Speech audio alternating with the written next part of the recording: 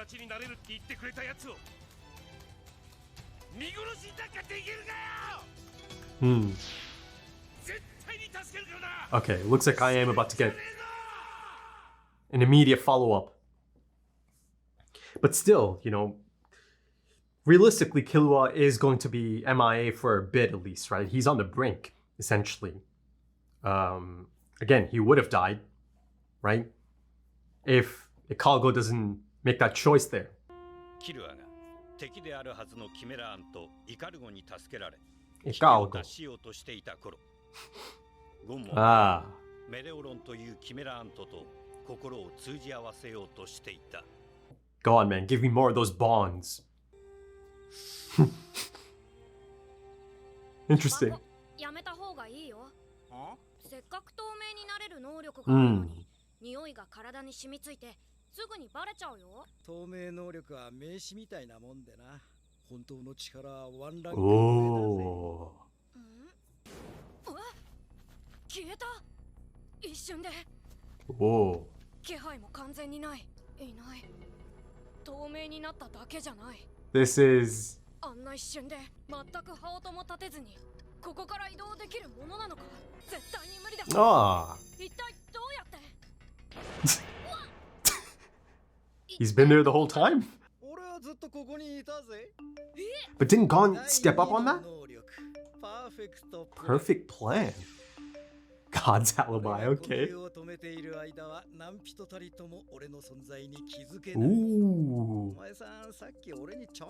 Oh, sorry, yeah, he stepped on that, not, yeah. Yeah, he did kind of reach out, didn't he?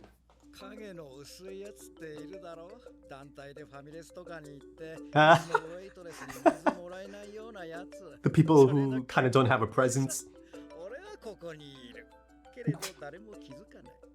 It's also kind of like the perception filter from Doctor Who. If you know, you know.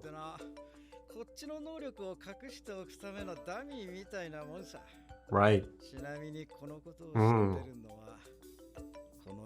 How's that for trust? Gone? And also, it's always best to keep it a secret, right? Any type of ability. Though Gon already kind of trusts him, right?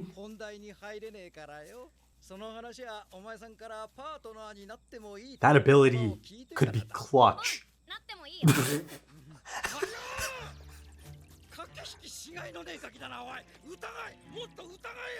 Look at this.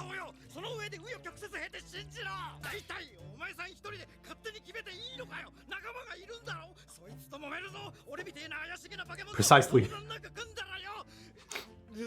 Though, hold up.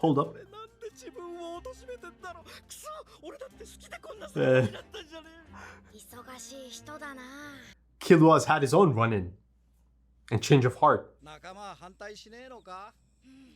分大反対。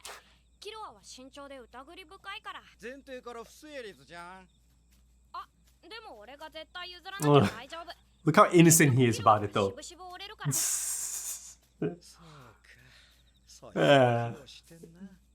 He can already understand the dynamic. Oh, there you go. I do. Oh, is this because of Peggy? There's a cut to him. After he gets decapitated. Peggy, that is.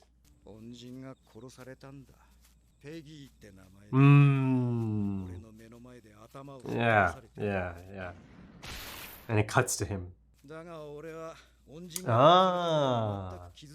That makes sense as well because it cuts to him, but it wasn't that much of a reaction though.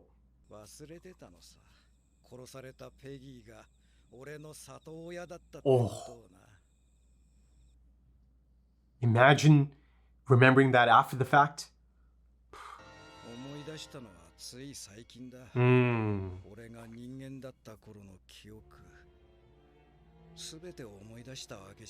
Look at this.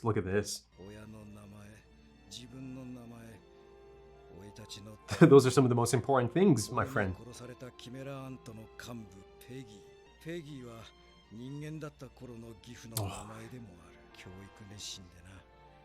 Oh. 本を抱えてて、生前も五章大事に NGL の教本を抱えてたよ。みんな人間の記憶があるんだね。明らかに獣の特性の方が強いやつもいるし、何考えて All る depends か on the わからないやつ ingredients. もいる。でもようやく少し分かった。なんでメレオロンのこと会ってすぐにメレオロンする気になれたのか。すごく人間臭いんだ。Look at that. 今 Look ま at で会 that. ったキメラアントの誰よりも。っていうかメレオロンは人間だよ。 Oh. そうかい。俺がお前さんから受けた印象は真逆だぜ。Right, yeah. He 俺 did. はお前さんに人間離れした怪物性を感じた。だから組む気になったんだぜ。 Interesting, eh? Look at that. 境なんてあってないよ。 Human to beast, beast to human. It's kind of like a sadness in those eyes there, eh? そろそろ名前を教えてくれよ。 Let's make it official. 俺はゴンフリークス。俺にはもう一つの能力がある。今その発動条件を満たした。 Ooh. Oh, am I looking at like the hand of God? 第三の能力。 Oh, he could give it to others. 発動。 Yeah, I think he just brought him in. Because of the contact, right? He's maintaining contact. Ah. 全然似合う。 This ability, oh my god. これって俺にもパーフェクトプランが使えたってこと？ Yeah, it was その通り。 extended, yeah. 俺が第三の能力。 God's accomplice, hand of God. 共犯者。パーフェクトプランの発動中、俺が手を触れているものにもパーフェクトプランが連動する。 Oh yeah, this could be clutch. Especially if you combine it. 分かったようだな。この能力の凄さが、この能力を使えば敵に全く気づかれずに近づき攻撃できる。いくら王が強かろうが。 Oh, that's the greatest shot as well. Look at that. 最強の一撃をぶち込めば倒せる。 Hold on now, hold on. Hold on. ゴン、お前こそ俺が求めていた相棒。 No. クソったれの王に前代未聞の必殺技を Hold on, ナ I... イスガイさ。 No. You have to be careful about these plans. お前さんのじゃんけんグーってやつ、相手は俺の部下だ。お前さんの実力を知るために部下を消した。Yeah, I felt that it was clear enough. ああ、気にしなくていいぜ。俺の目を盗んで快楽で殺生してるような連中だ。ま、奴らからしたら変わっちまう。 Yeah, quite a bit. そうなんだろうけどよ。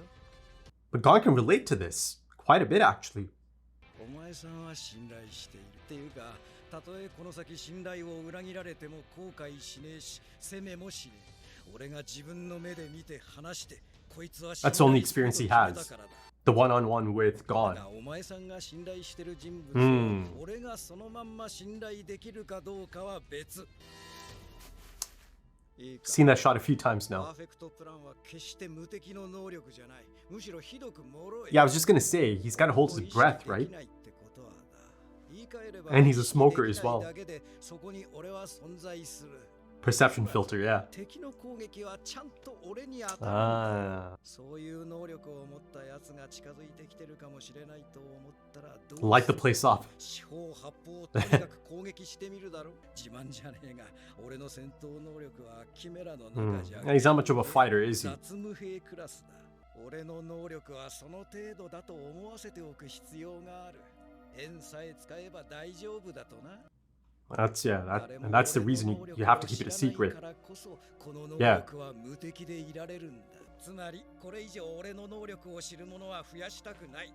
たとえゴンが絶対の信頼を置いてるやつだ。 Okay, interesting. I'll have to kind of change my perspective then. メレオロンのことは話さず Melioron. 呼び出してみる。 Melioron. ちょっと離れた場所から見ててよ。もしも。待ってたぜ、こら。やってくれ The た。 homie knuckle. どこだ。おめえらのおかげでボスが動いたぜ。計画は大幅に狂ったが、俺はおめえらを支持する。やっぱり Whoa. 500万人を見殺しにはできねえってよ。 How cool. ボスの能力で首都を包囲したそうだ。 Yeah, you can manipulate that smoke into anything. おそらくこれでネフェルピトーも能力を分散してる余裕はなくなるはずだ。 Oh. 結果、作戦決行の際、Whoa, that's quite a change of plans. I mean, they were kind of forced into it, but still. If only they had two that could step in. Oh. 会長との連絡はもう不可能だそうだ。決行日時のギリギリまでどこかで集中して牙を磨いて。Oh, it is him, isn't it? Oh my god.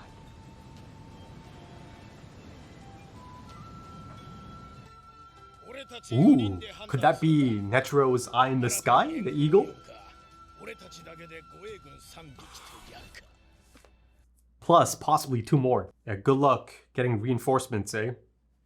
You've got the saboteur sitting on the board, or controlling the board. He looks so bored, look at him. He needs a challenge, man. Look at that. Ooh, interesting. He's just kind of going through some of these games. So he's all about tactics and strategy. Games that require that. Yeah, how the hell is anyone supposed to actually play a proper match, you know, thinking about all of these things around them? Oh, he's petrified, look at him. Afraid to make any move. Yeah. He's quick.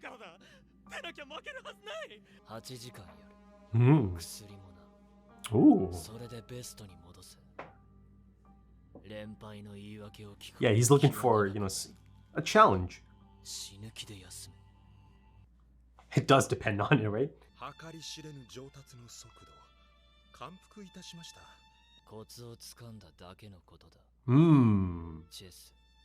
The flow of it.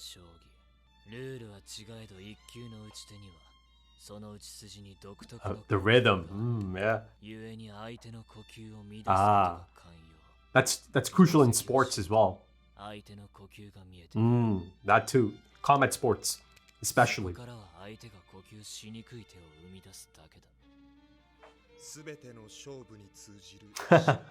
Yeah, that's right. Gungi.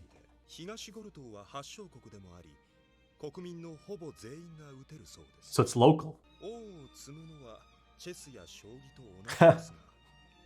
駒を3枚まで重ねることができ、開始時の駒配置も自軍陣地内ならば自由です。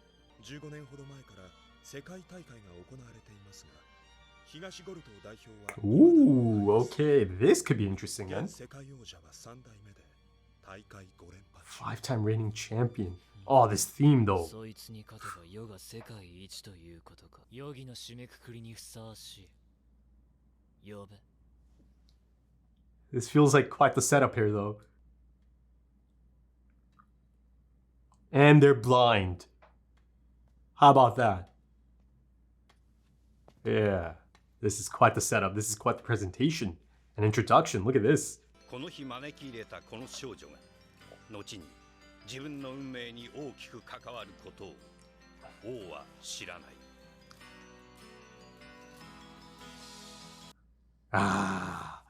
Yeah, I mean, I'll give, of course, you know, I'll give my thoughts on the narrator coming in, but, you know, right before, he confirms that, I mean, you look at the presentation, the introduction of the character, and the, you know, just the build up to it, yeah, and the fact that the character itself is also blind, you know, it's all there, isn't it? That, you know, this is about to be bit of a catalyst, perhaps, right? That impact character that could really affect the king, his thought process, his philosophy, his outlook on things. You know, it's actually really similar to Dragon Ball Z, right? Majin Buu, he came across that blind kid. Right then, let's get into it. I mean, first of all, you know, that felt like an important moment, right? A significant moment, almost a monumental moment. Just, you know, I just really believe the setup for all of that, for that entrance, for that introduction, it just dictates that, right? And if that wasn't enough, right? If all of that buildup wasn't enough already, and again, given this really unique and perhaps really special person that's kind of come into it at this point of the story arc, you could kind of say it's late in the story arc. It is late, but even then, right? Even though it's a late entry, it certainly feels like it's the beginning of something really quite special, right? And kind of going back to my initial point, if all of that wasn't enough, you've got the narrator coming in and reiterating it, right? Now, he's done more than reiterate the point of this being really quite significant. He's, through the narrator, I know now that, okay, this is the case. This is that special person, this special individual or special, catalyst that the king is probably going to pivot around, right? As far as character progression is concerned. But before I get into a lot of this fascinating setup, let's address it. Okay, let's address it. Let's just kind of, put it out there and get it done. I did not like that approach. The narrator actually making it that clear. The king has no idea how this girl is about to influence his fate, right? And then, of course, if it's influencing his fate, she's essentially about to influence the fate of everyone, perhaps, right? It's possible that it could be essentially the fate of all of humanity, right? Just because this coming together has happened, right? And everything that might come out of it might lead to something really quite special. The thing is, there's pros and cons. Maybe not pros. Maybe it's not that egregious, right? Given the fact that I already expected the king to have some sort of really, fantastic moment alongside the royal guards as well, right? I'm expecting all of them to have their moments, moments of sudden inspiration, or, moments of clarity, or moments of explosive change within, right?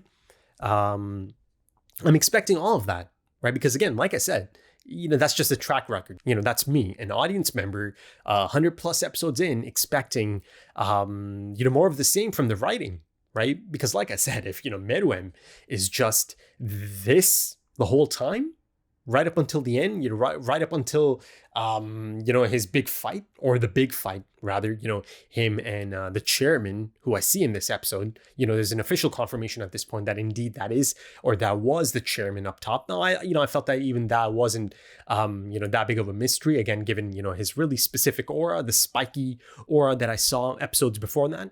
But, it's the crazy thing is, it's just as epic. It's just as goosebump inducing, right? To see it up close.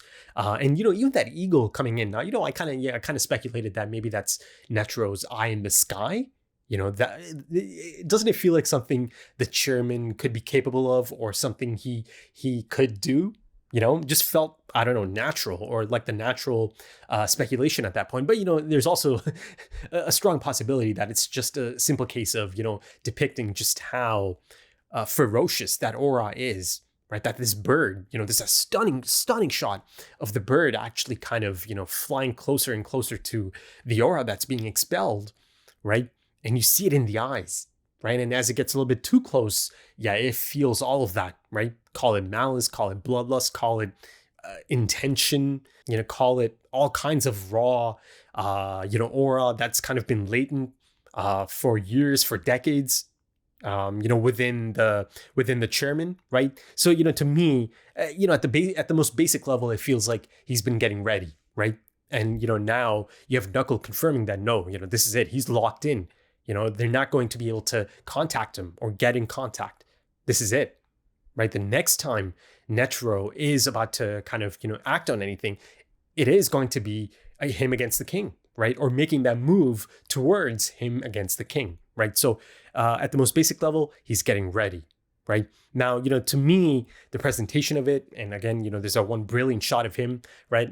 Certainly looks like he's meditating, but, to me, it feels like he's kind of, it kind of goes back to that idea that, the chairman's kind of been rusty, right, over the years or over the decades, again, because of inaction, because of perhaps not being challenged to his level and beyond. That's why, this specific challenge is so damn exciting to him, and perhaps to his acquaintance as well, right, who I believe most definitely to be Zeno at this point. who's been here before apparently. So taking this, potential immense challenge into consideration, it feels like that he's essentially drawing it all out, all of his incredible legendary aura, right? Bringing it to the forefront. And, it appears that something like that takes a lot of time, right? And he's spending these last few days, 6 days to be exact, according to the narrator. He's spending this time really, really kind of getting ready. And the thing is, this could actually maybe even serve as this incredible equalizer, right? This could maybe bridge the gap between the king, Meruem, and the chairman, right? Maybe not, maybe, he still might not be on the same level, right? But this could really, maybe level the playing field a bit more than before, right? And the thing is, that's always been the case, right? I've always kind of believed that, okay, he's never actually showing his true potential, or he's never actually had the need to, have his true potential, his, true raw battle potential, his destructive potential on display. He's had no reason to actually have it on display. For the most part, 80-90% of his appearances have just been this old man. And every now and then you kind of get a glimpse of perhaps the beast within. And, the concept or the notion of the beast within, specifically in this story arc, right, given the really unique nature of the Chimera ants and the buildup of the Chimera ants, right, and the humanity of the Chimera ants, given that, a lot of humans have gone into the making of these Chimera ants, and, that idea of the lines being blurred, right, episode by episode. Yeah, it's just kind of crossing over, in this episode, after a bit of exposition and after a bit of, back and forth, Gon finally kind of, understands, or he believes he understands, the reason to why exactly he was able to trust Melioron so, quickly, right?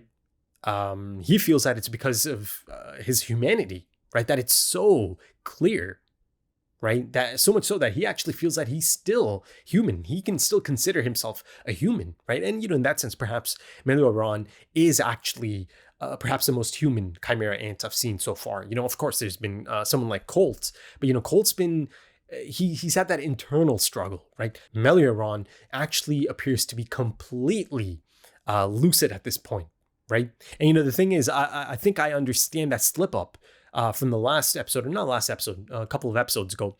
He said jail, right? And he corrects himself to Melioron, right? Jail actually might be his actual name, his human name, right? Because now, one of the key components of this conversation and the exposition is that, he remembers quite a bit, right? Not everything, but, I felt that a lot of the important things anyways, right? His past life as a human, and that, Peggy actually used to be his foster father. So that makes it even more heartbreaking, right? This is someone that's gentle. This is someone that's kind, that took someone in, right? Took this orphan in, essentially. Now, I'm not sure if he was an orphan, but, regardless of that, he took him in, he became the father that this person needed. And, I think a really heartbreaking aspect of this is that he came to this understanding, or he remembered, or he became lucid after Peggy got decapitated. Now, I'm not saying he could have done anything to stop that from happening, right? He probably would have gotten himself killed, because he would have probably lunged at the king in anger. And speaking of revenge and anger and retribution, that right there is something Gon can really relate to, right? So that's something they have in common there. Both of them lost father figures to the king, or to the Chimera ants, right? So they can certainly, kind of see eye to eye on that. Gon can certainly understand, right? So him kind of getting this story, this background information about, some of these Chimera ants remembering their memories as a human. I thought that's a big moment. That's a major moment for Gon, right? There's a tight shot of him as well as he gets this information.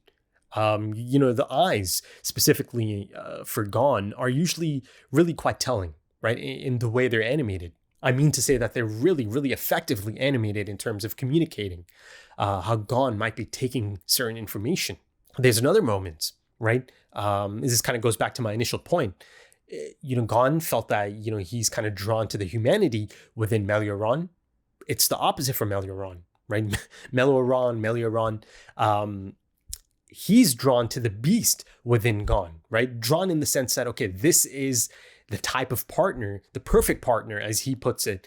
That's the type of partner he needs. Someone who is capable of that, of anything, right? And you know, from his perspective, and I'd say it's a really solid read on Gon. He tells Gon that he could sense a vicious beast inside of him, right? That, you know, there's no limit to the things he'll do or that he's capable of doing, right? Listen, you know, that's really on the mark, isn't it? Really on the money. So yeah, you know, I guess, you know, some of Melioran's you know, chimera ants and animalistic traits, instincts kind of kicking in and getting that solid read on Gon, because as us, the audience, knows from the past few episodes, you know, Gon's on a slippery slope, right? Gon's on a path, on a destructive path, you know, one that maybe no one's going to be able to get him off of, right? Until he follows through completely. I mean, at this point, I think, you know, once again, getting input from Melioran as well, I think at this point it's pretty clear that, you know, once him and Neferpitou meet again, it's going to be something really quite staggering. You know, at this point, I'm expecting something really unknown, right? That's the thing. There's, you know, steps to this. I've seen it in Greed Island. I've seen a bit of it in this arc already a few episodes ago, as he showcased his intent, his malice, right, against Moral, who gave him an open invitation to do so, right? I feel like the next level is the level I'll see of him essentially unleashing against Neferpitou, right? Now, is that going to be enough to do anything to Neferpitou? I don't know, right? Perhaps it might be enough to actually, you know, damage Neferpitou or deal some damage to Neferpitou, but I'm not sure beyond that. But yeah, you know, at this point, all roads lead to that, don't they? Perhaps a complete loss of control.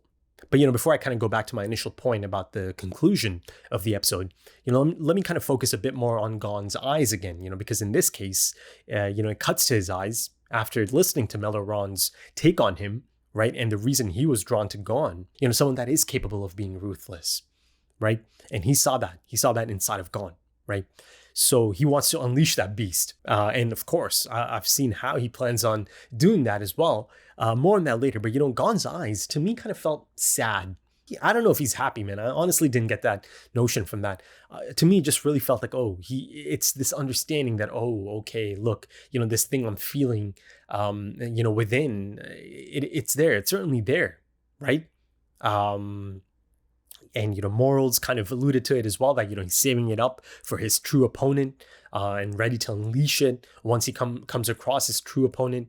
To me, it felt more like, okay, so yeah, this is it. You know, I'm on this path, and, you know, others see it for sure, you know, that I'm capable of this destructive force. You know, it's that expression, that look in his eyes, all the way back from the Hunter exam arc, you know, around the time he first comes across someone like Hisoka, right? Kurapika, you know, notices it. You know, he's just a little bit surprised or shocked at the sight, right? At how Gon is actually just, you know, naturally reacting to this. You know, he's shaking, right? There's that really subtle tremble, essentially.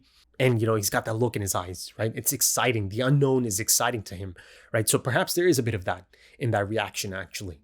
Right. But also, I do firmly believe there's a hint of sadness there. That was my first impression, at least, right, upon seeing that shot. But of course, I'll come back to these two in a bit. You know, there's quite a bit to get through. But, you know, let's kind of go back to the conclusion, right? Because it's just incredible setup. You know, as a first timer, I can tell you that it felt special. It felt truly special, right? To see the silhouette of that character just kind of standing there. I mean, it appears to be a female, but I'm not sure, right? It's Hunter x Hunter, so I don't want to claim 100% that, okay, that's a girl. But, you know, for now, let's just say it's a girl. I mean, it's really quite an interesting design, isn't it? Striking design, I think. You know, the bushy eyebrows, you know, the snotty nose. And then, of course, you know, the most noticeable aspect of it all is that she's blind. I really believe that, you know, that component is going to end up playing a major part in all of this, right? You know, like I said, you know, it reminded me of a scene from DBZ, the Boo saga, right? Boo, comes across a blind kid, right? And, Boo's really quite surprised. This kid's not, screaming, running for his life like all the others before him, right? And Boo's actually really perplexed, right? It's actually really quite a charming scene if you kind of go back to it. It's really wholesome even. Boo actually legitimately kind of gets to learn, through this blind child. And, Boo's just, again, really quite confused about the whole thing. So, he fixes the child, essentially, right? Heals him. Boo thought, okay, maybe I'll heal him then, once he sees me as the monster as all of the others, right? Then he'll go running and screaming like the rest, and then I'll take him out, I'll strike him down. But no. And of course, listen, folks, I have to kind of, I'm going to spoil it essentially. It's just like a small scene, but I felt that it's still a significant scene. And it's DBC, it's from some time ago at this point. So just in case, maybe skip the next 30 seconds, right? If you don't want to know. Okay, I'm going to talk about it now, okay? He fixes the kid, or he heals him rather. I kind of want to take that back. I don't want to use that terminology. Fixes him, or in this case, that there's anything wrong with this new character that came in. Yes, it's got to be a challenge, but you see that this person is resilient. This person is dedicated, right? It's not an issue. You can see it's not an issue for them being blind, right? And I think that component of it, I think that is something that is going to end up being eye-opening for the king. I certainly hope so. Right? Because this is something unique. He's not used to seeing this. Not at all, right? This is the reigning champion of this game, right? And the game itself is actually really quite unique as well in terms of its setup and its, components, right? And, it kind of mimics, it doubles as essentially the setup of the Ark at the moment, right? At the beginning of the game, you're freely able to move around some of the pieces or set up all of the pieces right before the beginning of the match or the game itself, right? That's been the case in this arc, right? You see the moving pieces. You've got Meruem and his positioning and the positioning of the Royal Guards. And then, of course, on the other end, you've got the Extermination Squad and, that whole setup, that whole plan, right? But in terms of plans, things are getting a little bit muddy, right? Because you've got the chairman's initial plan, right, that he shared, and how it'll be 2 against 1, each pair taking out a royal guard or, distracting a royal guard, essentially just getting them out of that palace. At this point, Neferpita certainly has yet another reason to not stay put and go out there and meet them, right? Because now Moro is doing his thing, right? And, because of the action he's taken, and, I saw some of those smoke ninjas, she's not able to do her thing remotely anymore, right? So, that's probably going to kind of frustrate her a bit. It's going to, make that itch a bit more intense, isn't it? I really want to go out there. The last time I saw her, she's already kind of not on edge, but really uneasy or really restless, rather. But, going back to the plans, in this episode, you've got Meloaron and Gon actually kind of putting together a bit of a plan, or at least Meloaron, about getting right at the king, right? He's going straight to the top for the head honcho, right? He wants that retribution. Now, as you saw, I was a little bit concerned about that line of thinking because even though, his ability is really quite, incredible, it really is. I feel like it's still, there's still some things that could go wrong, right? Especially if you're targeting the king, right? Meruem. But even before that plan, there's always kind of the unknown of the chairman's plan as well, right? There's that internal monologue from episodes ago at this point, about sacrifice and all of that. And, and since that episode, I've always kind of maintained and believed that, okay, he might have actually just meant himself, right? Because that's the thing he's got in control. So, at this point, I most definitely believe that, the chairman certainly has more to it, more to the plan. That's just kind of, for him, because perhaps, it's not going to concern the rest, right? Because the rest have their goals or, their missions to distract, the royal guards, even though now, there's a bit of a hiccup because, the 2 most experienced out of the 6 of them, right, Nav and Moro, kind of have to deal with the situation at hand, the developing situation, right? after, Gon and Killua, or Killua mainly in this case, goes in there to disrupt things, right? So now Nav and Moro kind of have to take a bit of a different post, right? So as of this point, there's only 4 of them that can be allocated to 3 royal guards. Now, listen, right up front, even 6 on 3 is, it was going to be incredibly difficult, right? But at least you kind of split them up, right? You split them up and you have 2 on 1. So you've got Knuckle and Shoot, you've got Gon and Killua, 4 on 3 at this point, right? But there's a lot of moving pieces here, right? Let's not forget Palm is still here, right? She is a part of this. She's been brought in, for some reason, for some specific reason, right? Her ability, of course, is going to be a major reason, but let's see how she's kind of incorporated into this at some point. And then of course, you've got the 2 unknowns at this point, right? 2 possible allies. You've got Meluaron, right? And then you've got Ikalgo. I was kind of hoping for an immediate follow-up, but it makes a lot of sense that, they're not in the picture right now, at least, right? Because again, Killua, he's going to need some time to recover. So yeah, there's also Ikalgo, possibly. So, they could still kind of assemble quite a squad here, through some of these new additions as well, right? Especially given their abilities, right? Listen, the abilities of both of these Chimera ants are really kind of almost handpicked for this situation. It's a stroke of good luck. That's for damn sure, right? That they have these types of abilities, right? Ikalgo being able to take a host, and then of course you've got Meluaron's incredible abilities, right? Really, really, really clever names as well. Interesting names, of course, right? Incorporating God. At one point I actually thought, his next ability might actually be the Hand of God. But again, I'll come back to this in a bit. God's accomplice and God's alibi, right? God's plan, perfect plan, rather. But yeah, let me kind of finish up my point about Boo, right? Kind of forgot about that. Let me just kind of wrap that up. So yeah, Boo ends up healing the kid. And to Boo's surprise, the kid is just really emotional and thankful, starts hugging him, right? He's not afraid. He's not running for his life. And again, Boo is really quite confused about this, right? It's a totally new experience for Boo at that point. And, this also kind of raises another question about the new character that's been introduced here, right? Because in that, the boy's always been blind since birth, right? So this is the first person he's ever seen. Right. So, he notices that, he might, Boo could be a foreigner, right? Because the hair looks different, the skin looks different. But ultimately, at the end of the day, the kid said something so incredibly beautiful, right? He said, I do know that you're beautiful on the inside, right? So, that's just, it's just such a lovely scene from DBZ. And I think maybe there is a little bit of inspiration taken from that scene.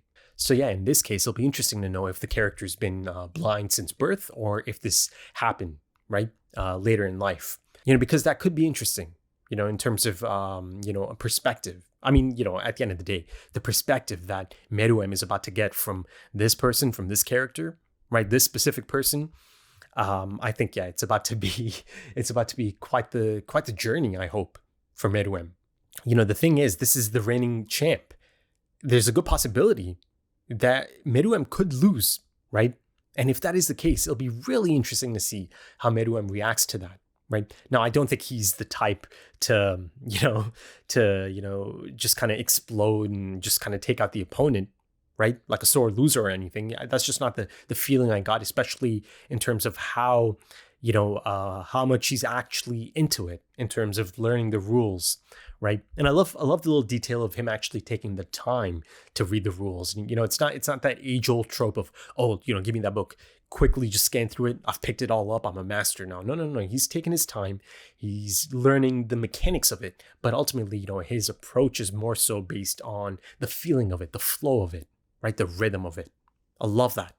And, because of that, he's able to master these games in a relatively short time, right? The second guy specified 10 games, right? And he bested him in 10 games. Now, he brought up possible excuses, but, I think there's some merit to it. He's under a lot of stress, and it must be difficult to really think and to be at your best, right?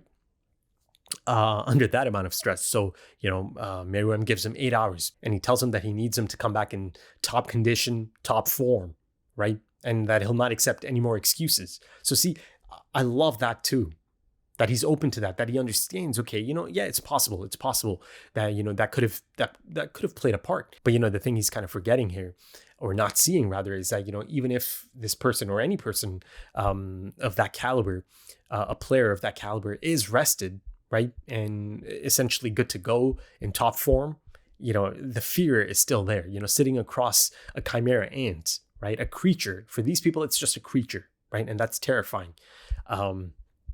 That's always going to be there. But that's the reason, one of the reasons rather, this, introduction is so special, right? This person is blind. So, that just removes all fear. And I think Meruem is going to pick up on it, right? How different her behavior is in comparison to some of the others that came before her, right? And then, hopefully he'll kind of begin to ask questions. Hopefully it'll kind of begin a monumental back and forth.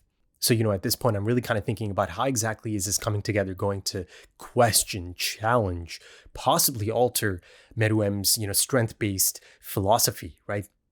Possibly change his identity. Is he possibly about to see a totally different type of strength, right? And because of it, kind of begin to change his own perspective on things, right? That there are other perspectives. Could this possibly be the beginning stages of the king actually, truly living up to his name, right? By the end of it all. Is this blind girl actually going to help Meruem see in a totally different light, right? From the sounds of things, this is it. This might be it. This is the thing I might have been looking for. Right, since Meruem has been introduced, and I've been going on and on about bonds and friendships or unlikely friendships or friendships in unlikely places rather. This could be the continuation of that, right? I mean, this could actually end up being the most unlikely friendship of all of them, right? And again, the signs are good. According to the narrator, this is about to be quite a major influence on the king. Listen, I'll be honest, man. I'm still a little bit annoyed about that. I guess I didn't really finish my thoughts on that. Let's ask the question, why exactly was there a need to do that or take that approach? You could infer that already anyways, right? But, the only difference is it's just like a full-on confirmation that this is the person that's about to change the character of Meruem, right? This is the catalyst. Right, that essentially just outright confirms it. This is it. I'm just trying to think, why take this approach of spelling it out like that? Now, listen, I'm not sure how faithful the adaptation is. If this narration is, kind of like a one-to-one recreation from the manga as well. But, if I look at it just as the anime, one of the reasons I could kind of think of is maybe some of the younger crowd, right? Some of the younger crowd sometimes kind of needs to be spoon-fed. And the thing is, I've actually heard much more from the narrator in the last few episodes. And the thing is, I didn't mind it because it just kind of made sense, right? But, if I kind of include this into some of the other appearances over the last few episodes, now it's kind of beginning to feel almost kind of like someone telling a tale, right? That the narrator is kind of coming in from time to time. It's kind of beginning to feel like this legendary tale that the narrator is providing. So yeah, let's see if it kind of continues that approach. Then it can kind of become something else, right? So let's see. Let's keep an eye out on that. But ultimately, the narrator is essentially hit and miss for me. I've had moments of just really being annoyed, or not liking the approach at all, this being one of them. And then there's moments it makes a lot of sense for the narrator to kind of come in.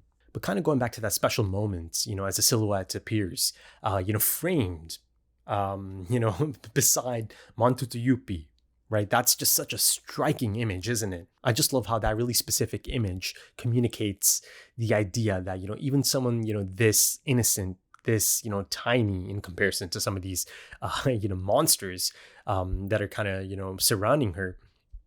Again, relative, that she can have an impact just as big as any of them can have. Now let's shift the focus back to Melioron and Gon, right? Because that's quite an extensive component of this episode, or portion of this episode. Really, really fun stuff, of course, just kind of seeing these two together, but really fascinating stuff coming out of it as well. At this point, both Gon and Killua have experienced, I suppose, a range of humanity, or at least a range of these Chimera ants, right? In Ikalgo and in Melioron. Now, I was about to say that both of them have Chimera ant friends at this point, right?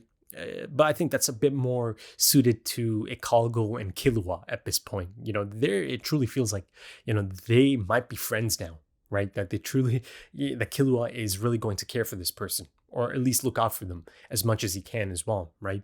Given the things that they've been through at this point, saving each other's lives. Now, Gon and Melioron are, friendly. They are, but I'm not able to say at this point, if they are friends. You can see that they've kind of come to respect each other as well. Gon certainly respects Melioron at this point.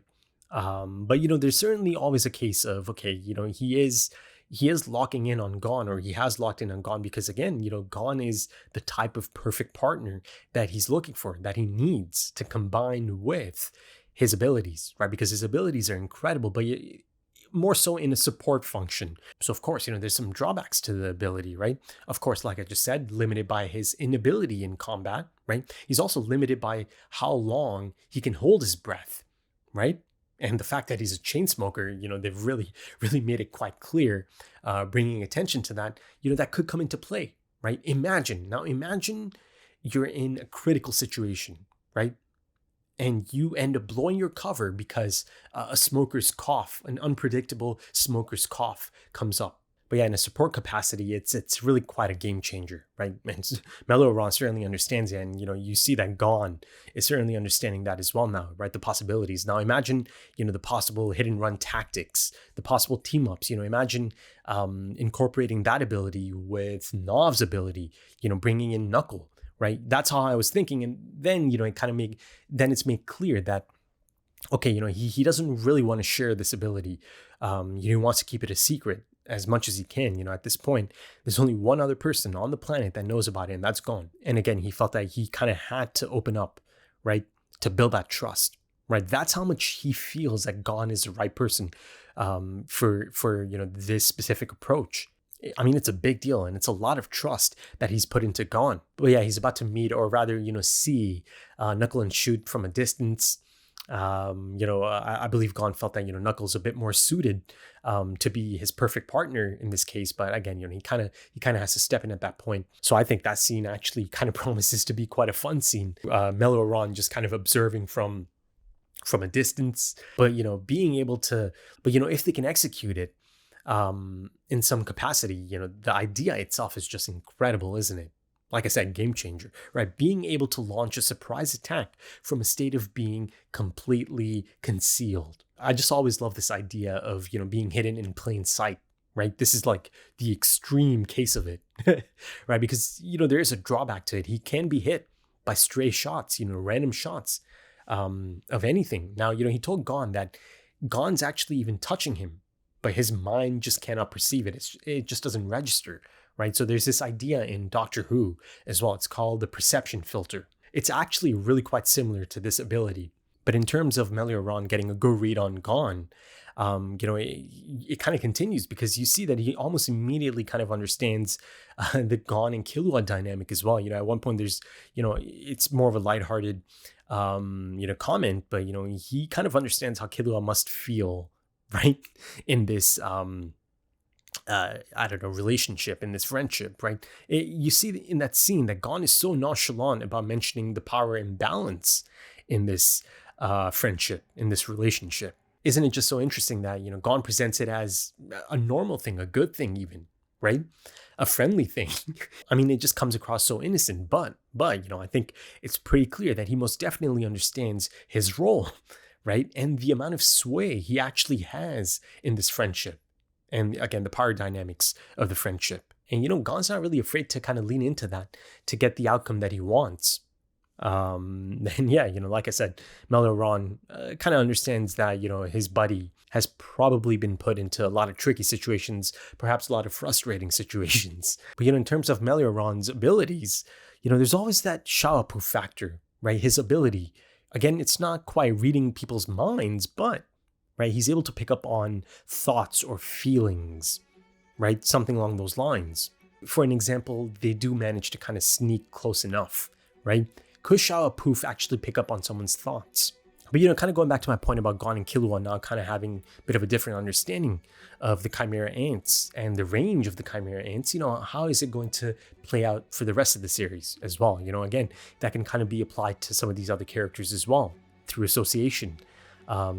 People like Knuckle, right? Imagine Knuckle finding out about Mello or Ron. I think he could really become friends with someone like him, right? So, in terms of this, inevitable showdown, Gon coming across Neferpito once again at some point, I'm kind of thinking about his mindset going into that now that he knows that there's different types of Chimera Ants that, many of them can remember their human counterparts or their human lives from not too long ago, right? So could that give him a bit of pause, right? Or is it just as simple as, no, this is the person that did something unthinkable to my friend Kite. But yeah, I think that should do it for this one, folks. I thought that's a really good episode, really enjoyable episode. And it really does appear that I am finally about to get that character development that I've been looking for, that I've been hoping for the king, for Meruem, right? And I'm truly about to get a blind perspective on Meruem, right? It really, based on, again, the narrator as well, this appears to be the beginning stages of something incredible, something that could be quite incredible, right? So I'm really quite excited about this setup now. I really am. But yeah, if you enjoyed that, consider dropping a like, consider dropping some comments, give me your thoughts. If you are interested in early access or timer-based full length or, full opacity, consider checking out the Patreon page and potentially supporting the channel. The links are in the description and the pinned comment. Also links to social media if that's your thing. Right then, thank you so much for joining me, folks, and thank you for your time, because time is precious. It really is. And I do hope to see you again soon for the next one. Until then, take it easy.